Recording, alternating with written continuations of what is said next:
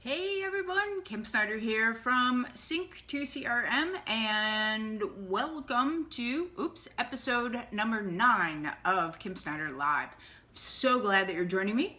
So today's topic is 5 questions to ask before you invest in your business.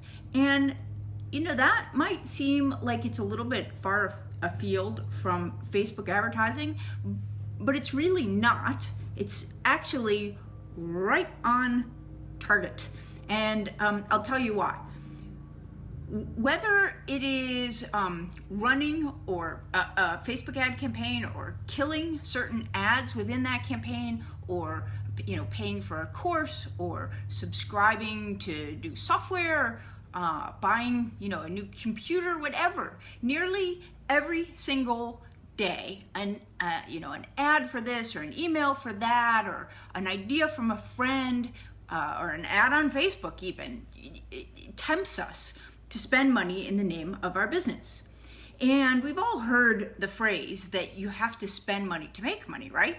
So in this episode, we'll explore how to know when it makes sense, and then maybe more importantly, when it doesn't. So that's going to be coming up here in literally just 1 minute, okay? But very quickly, I want to make sure that everybody knows about something I put together for this episode that I think you are going to love. It is a quiz, and the title of the quiz is how much could Facebook ads help you grow your business? And it takes into account much of what we're talking about today and have talked about in previous episodes. And it's just 6 very quick questions, but it spits out detailed thoughts and recommendations from me based on your answers. And not only that, so you can read them right there on the page, but it will also email you a custom PDF of those recommendations as well. So to take the quiz and get my thoughts and recommendations about, and by the way, some of the outcomes, lest you think that I'm just going to tell you, of course Facebook ads are great. Some of the outcomes are Facebook ads don't work for you. So take the quiz to find out. The way that you do that is go to sync2crm.com/EP9, as in episode 9. I have put that URL in the comments. It's the first comment on this live broadcast, as well as added it to the show notes. So again, that is sync2crm.com/EP9. And then one more thing before I get into the 5 questions before you invest in your business. As you're watching this on Facebook, it would sure help me out a bunch if you would share this on your timeline or on your pages, your business pages, assuming, of course, that you think it is valuable. And same with those of you who are watching on YouTube or elsewhere. Or if you're listening to the podcast version, be sure to subscribe so you don't miss out on any of those episodes, and leave us a review, because that is so important to helping people find me. And I really appreciate your support on those things. Okay, and then finally, be sure to type your questions in early. Happy to take your questions, but the last few weeks I missed them because of the long delay between when you type them in and when I actually see them. So I said, okay, who has any questions? Oh, no questions, and I left and I missed them. So anyway, on to today's topic. All right. So the issue is that you need to decide whether to spend money on something for your business. It could be a big thing or a small thing. It doesn't matter. For example, let's say that you are trying to decide whether to join my Inner Circle program. Hint, hint. No. Or sign up for the CRM software. Hint, hint. It literally, it could be anything. Whether to keep running Facebook ads or not. Whether to outsource them. You get the idea. So there are 5 questions that you should ask to decide whether or not to make whatever this investment is. And the 5 questions are, and I'll give you the 5 questions and then we'll talk about them one at a time. And again, if you have questions as I'm going along, feel free to go ahead and type them in. So the first question is my business profitable? The second question is, what is an hour of my time worth? The third is, what will I make as a result of this investment? The fourth is, what is the opportunity cost of the investment? And then the fifth is, how long will it take to pay back the investment? Now, let's go through these one at a time, and we'll use the decision about whether or not to subscribe to a software app as the investment that we're evaluating, because that's pretty easy math and, you know, very tangible. All right, so let's take it one question at a time. So the first question is my business profitable? And you may think that seems like an odd question, like how does that fit? But it isn't. And I actually asked this in the quiz that I just told you about at the top of the show, which again, you can take at synctocrm.com/EP9. Check the comments, and that link is there. So will this investment, here's the question. So if you are not profitable, okay, then the bar in making an investment is completely different than if you are profitable. And so if you are not profitable, the question that you have to ask yourself is, will this investment make my business profitable? And if the answer is no, then we're done. You can leave, because you should not make that investment, period. I don't care how much you want it or how shiny it is, the answer is no. Now, let's think about this a little bit further, dig down on this just a little bit. So, let's just say that your business is still a side gig, meaning that you are still, you know, working a 9-to-5 job while you build up this business on the side.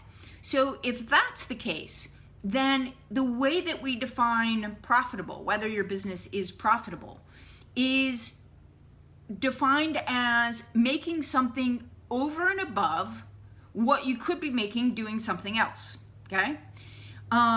So you've got to figure that out. If this isn't your side gig, if this is your whole gig, then, you know, then profitable means profitable, okay? And the reason that we're looking at it as binary, if you're not profitable and it won't get you to profit, you can't make this investment, is that you know, we've all heard of Maslow's hierarchy of needs. I wrote a blog post, I don't know, 6 months or so ago, and I work with coaching clients on what I call my small business hierarchy of needs. And at the very most base level of a business's needs is positive cash flow.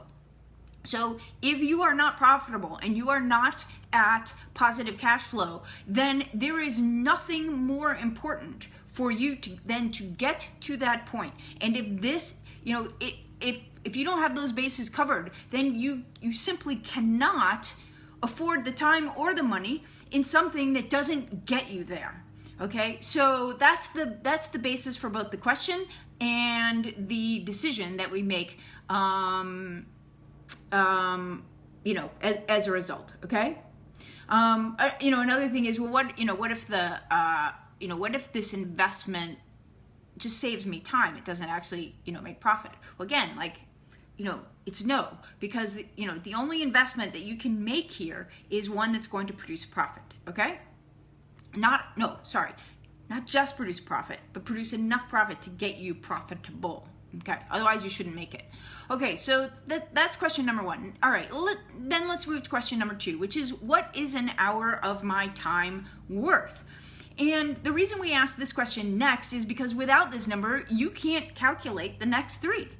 So the way that you do this is you take the total profit of your business, excluding what you pay yourself. So basically take what you paid yourself and put it back in, add it back to your net profit, okay? So net of salary, bonuses, etc. If you need to, then you can multiply it by a percentage in order to kind of get your contribution. If it's not reasonable to say that 100% of the profit is a result of your efforts, then pick a percentage, multiply it, and then divide by the number of hours that you work on the business. And that's going to be the value of an hour of your time. It has nothing to do with what you pay yourself, by the way. It has to do with how much profit you generate for the company. Now, once you have that number, and I'm assuming that based on question number 1, it must be a positive number, because otherwise, you know, like I said, we were done there, right? So every hour, once you have that number, every hour that you save makes you that much money. And on the flip side, every hour that you waste costs you that much money. And every investment that you make in time must pay back at least that much, which is why we have to know that number before we can go on to evaluate the investment. Okay, so now I know that number. All right, so then question number 3 is going to be, what am I going to make as a result of making this investment? Okay, so we have that number. Now we can calculate our return on investment, or ROI. So what you do here is you add up the costs of the investment to start. All right, so let's assume, I said earlier on that we were going to use like a software subscription as an example, okay? So let's assume that we're considering software that is $500 a month, okay? And that in addition to that $500 a month, I'm gonna have to invest 3 hours learning it. Pretty simple learning curve. And that in the previous step, I calculated the value of an hour of my time as being worth $200. And just to be, you know, simple math. It's reasonable. Mine, I do know it, and you know, and it's like $530 worth of profit an hour. Okay, so $200 is more than reasonable. So we have, based on that, we have a $600 fixed investment. That's 3 hours of our time times $200 an hour plus $500 a month. Okay, now we're using software as an example here, and software life, meaning how long you stick with a piece of software. In this day and age, it didn't used to be, but nowadays, trust me, it's pretty short, right? So, but you know, I'm going to assume that at, you know, $500 a month, this isn't an impulse purchase, that this is probably a piece of software that is fairly significant to your business, like an integral piece of your business. So let's just assume that you think you will use it for like a minimum of 1 year, okay? So based on that, what we do is we take the fixed investment, which is $600, we divide it up over a year to come up with an investment of $550 a month, okay? So that's the 600 divided by 12, that's $50 a month, plus the 500 a month for the subscription. So now I've got an investment I'm trying to evaluate of $550 a month. You guys with me so far, hopefully? Okay, I think so, right? Pretty simple math. Unless you walked in the middle of it, and then probably not so much. Okay, go back and listen. It's archived on the Sync to CRM page. All right, so that is the cost side of the equation. Now what we're gonna do is go to the return side. And so the question is, will this investment generate incremental profit? And if so, how much, okay? So chances are you don't really know this number. The best that you're going to do is swag it or kind of take a guess. And so what you want to do is, the more uncertain you are about that incremental profit, you want to discount it by a percentage based on the level of uncertainty. So if you are 100% sure about how much you're going to make, okay, no discount. But are you 90% sure, 20% sure? So whatever that is, take the return that you expect and multiply it by some sort of discount percentage, okay?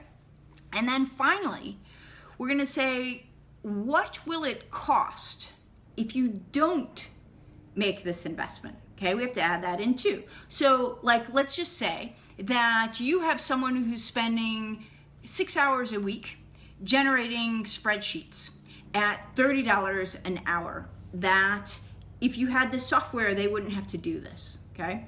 Just simple, okay? So that means there is $180 an hour of savings that goes into the calculation in the plus column, okay? So that is the cost of not making the investment in this case, okay? So, all right, so now we've got a very, very simple ROI calculation. All we have to do is take the return, if any, plus the savings, if any, and divide it by the investment, okay? So the return plus the $180 that we save divided by the $550 a month over the course of a year, and that number is your ROI, your return on investment, okay? So then there's question number 4, okay? There's still 2 more considerations before we say yes or no. So, okay, so let's assume that that ROI is positive. The next thing we have to do is look at the opportunity cost of the investment, because money and time are not infinite, clearly, right? So what we have to do now is we have to compare the investment, the return on the investment, to other uses of our time and money. So just as an example, if we just let that money sit in the bank, right, it can earn 2%, and our time is worth $200 an hour. So we know that at an absolute base minimum, any investment that we make has to make at least that much, or else it makes absolutely no sense. You should leave it in the bank and sit on the couch and watch TV, okay? So, I mean, so, that's the base level of opportunity costs. But, because if we make this investment, we can't make another. We have to compare investments. But the challenge with that is you don't exactly know what those other investments might be because they haven't come up yet, So the easiest way to do this, in the way that we do it, is that rather than compare to other investments that you may or may not make in the future that are completely unknown, what we do is we generally use a target ROI to compare against. So we have a target ROI of 400% or 4x in our business. When we are looking at investing money, we have a kind of a minimum profit number that makes it worthwhile, and then we also have a 4x ROI target. And that's helpful because we're now always evaluating the return on a potential investment against that 4x, and we do that with every investment. Well, now we can start to say, as long as that is evenly applied, then the opportunity cost of the investment is at least that. So if it's not close to 4x or better, then chances are we should pass, because we feel fairly confident that we can find other investments that will pay 4x in time or money, okay? And therefore we should pass.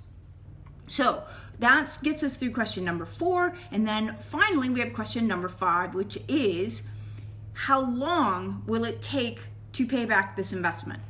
And that is known as your payback period. And this is where you take cash flow into account, okay?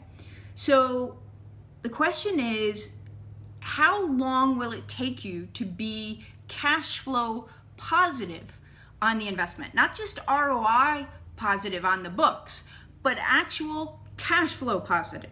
So for example, how are you, in the example I gave you before, where you've got somebody doing 6 hours of spreadsheets at $30 an hour every week, that's $180 a week. How are you going to recoup that $180 a week of time spent? Are you going to fire that person?